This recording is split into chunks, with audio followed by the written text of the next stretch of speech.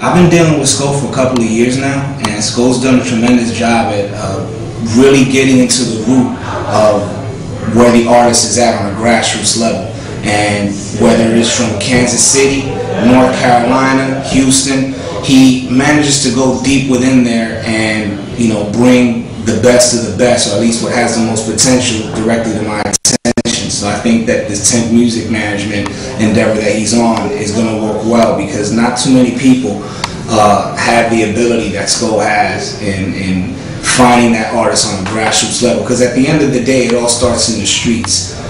By the time it gets to us, there's supposed to be some kind of buzz or something behind it. Nah, Sko goes before the buzz, brings the potential out, brings it directly to myself and whomever he has contacts with. And I think what he's doing is very innovative, and I look forward to continue doing business with Sko. And be on the lookout, Temp Music Management.